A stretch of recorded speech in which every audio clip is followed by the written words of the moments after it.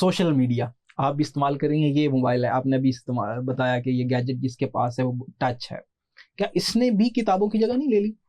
इसने ले ली है बहुत चीजों की जगह,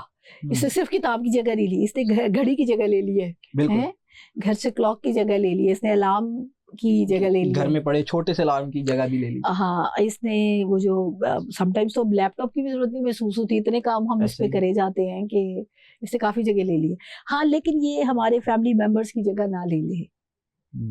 ये हमारे आसपास मौजूद लोग, हमारे दोस्तों की जगह ना ले ले,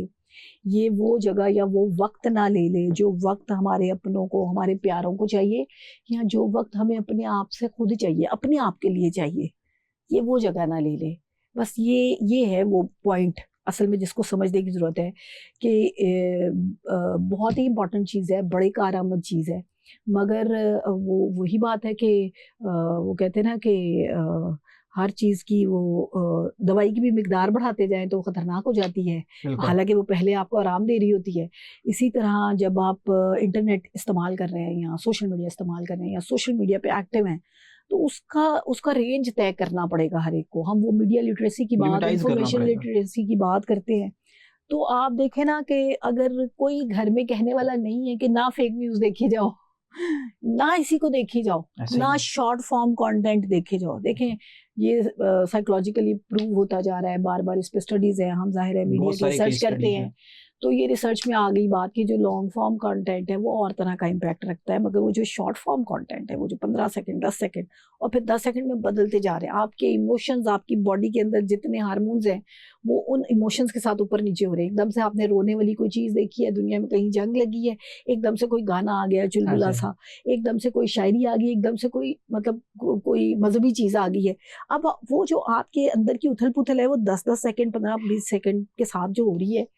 वो तो किसी बड़े से बड़े मैच्योर आदमी के लिए भी ठीक नहीं है। कुजा के हमने अपने छोटे बच्चों के हाथ में ये दे दिए हैं और वो यूं स्क्रॉलिंग कर रहे हैं, वो बड़ा खतरनाक है। एक चीज मैं भी ऐड कर दूंगा कि हम ये शॉर्ट कंटेंट आप बात कर रही थी, इस पे बात करेंगे। इस शॉर्ट कंटेंट ने इतनी को जगह ले ली है कि 10 सेकंड की इंस्टाग्राम पे, किसी भी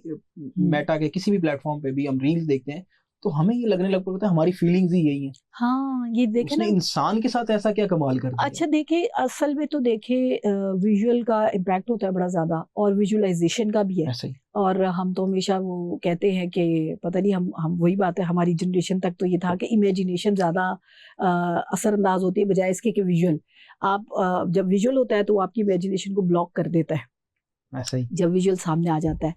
तो ये जो विजुअल के साथ है ना, अब जाहिर है वो साइकोलॉजिकल बहसें भी हैं और हमारी मीडिया स्टडीज़ की भी कई बहसें हैं कि वो चिल्ड्रनल वायलेंस की बातें होती रही बहुत अरसा, कि जो टीवी के हैवी व्यूअर्स हैं और जो लाइट व्यूअर्स हैं उनके ऊपर अलग तरह से असर होता है, तो जो हैवी व्यूअर्स हैं उनके असरात ज़्यादा हैं और उनके अंदर वायलेंट बिहेवियर ज़्यादा हो जाता है। ये बातें अब से 50-60 साल पहले हो रही थी, मगर वो जब उसके ऊपर काम होता रहा, उसको बेहतर भी करते रहे। और देखिए ये नीड है इंसान की, वो खुशी भी देखना चाहता है, वो गम भी देखना चाहता है, क्योंकि उसके अंदर है ये सारी फीलिंग्स मौजूद, मगर उसको कितनी देर दिखाना है, कैसा दिखाना है, उसके लिए मुझे लगता है कि सबसे बड़ा मीडियम हमेशा फिल्म रहा है और अभी भी है, सिनेमा, फिल्म। अच्छा, वो फिल्म जो है ना वो आपको हंसा देगी, रुला देगी, दुखी कर देगी, खुशी दे देगी, उम्मीद दे देगी, ना उम्मीदी सब कर देगी, मगर फिर भी उसका एक खास तरह का उतार चढ़ाव होगा, कहानी का लेसन भी देगी। बिल्कुल लेसन भी देगी, इखलाकी सबक, और इखलाकी ना सिर्फ वैसे ही सबक, मैं कहती हूँ मोहब्बत का ही सबक जो दे देते वो भी बड़ी बात है कि वो सबक है बिल्कुल, कि मोहब्बत की अहमियत क्या है। तो आप वो जो वो फिल्म भी जो है उसने, आप देखेंगे उसको जितना मर्जी आप कैप्सूल करते जाएं, फिर भी उसको अपने इम्पैक्ट के लिए कुछ टाइम चाहिए, वो एक वक्त लगाएगी तो अपना इम्पैक्ट क्रिएट करेगी। ये जो एडवर्टाइजिंग की दुनिया आई है और जो फिर मार्केटिंग की दुनिया आई है और फिर उससे अगला स्टेप जो आ गया ये डिजिटल क्रिएशन का, और उसमें उसने वो चैलेंज बन गया हुआ है। अच्छा वो हम पहले तो हमें लगता था कि हमारे माशरे के लिए जब टिकटॉक नया नया सुनना शुरू किया ना, अभी तक भी मेरे फोन में कभी नहीं होता टिकटॉक, तो वो पता ही चलता रहता है, या दूसरे सोशल मीडिया के ऐप्स में पता लग जाता है, या आसपास लोगों से पता चलता रहता है टिकटॉक के कंटेंट से। तो हम तो डर गए कि यार इतना मतलब ये तो हमारी सोसाइटी के साथ मैच ही नहीं करता, जिस तरह का कंटेंट है ये हमारी वैल्यूज के साथ मैच नहीं करता, ये क्या हो रहा है ना, ये इसको कैसे रोकेंगे, क्या करेंगे। मगर वो जैसे जैसे मैंने जरा पढ़ना शुरू किया, खुद काम रिसर्च शुरू की, तो पता लगा पूरी दुनिया परेशान है इससे। इससे यूरोप भी परेशान हो रहा है, इससे अमेरिका भी परेशान हो रहा है, इससे हर वो माशरा परेशान हो रहा है जिसके पास नई नस्ल है, जिसके पास अगली नस्ल ने इस पे काम करना है, मीडिया पे रहना है, और जिसके हाथ में गैजेट है, वो सब परेशान हो रहे हैं। ये सिर्फ हम नहीं हो रहे, ये हर एक के लिए परेशान कुन है, क्योंकि जो मेंटल हेल्थ इश्यूज हैं वो ऑलरेडी हम कहते हैं कि इंसानों की जिंदगियां ऐसे ऐसे आगे जा रही हैं, और तरक्की के साथ एक जो तरक्की की वजह से एक जो बुरी चीज़ पैदा हुई है कि मेंटल स्ट्रेस बढ़ गए हैं, तो मेंटल हेल्थ के इश्यूज ज़्यादा बढ़ते जा रहे हैं। अब ये है ना, ये ट्रिगर है एक तरह से, जो शॉर्ट फॉर्म कंटेंट, और जो ये मैं कहती हूँ शॉर्टकट फेम के लिए, दौलत के लिए, फेमस होने के लिए, मशहूर होने के लिए, ये वाले जो शॉर्टकट्स हैं ये तो और खतरनाक हो गया, और हमारे लिए नहीं है सिर्फ, ये पूरी दुनिया के लिए। सब इस पे बात करें, पूरी दुनिया इसके लिए हवाले से कुछ ना कुछ सोच रही है। बस मैं इसमें एक पॉइंट ऐड करना चाहती हूँ। देखें, मीडिया लिटरेट होना जो है ना अब माशरों को बड़ा ज़रूरी है। बिल्कुल। ये हम जो भी हम टीवी देखते हैं, अखबार पढ़ते हैं और या फिल्म देख लेते हैं, तो हमें ऐसा लगता है हम मीडिया लिटरेट है, हमें पता ही है क्या होता है मीडिया। ऐसा नहीं है।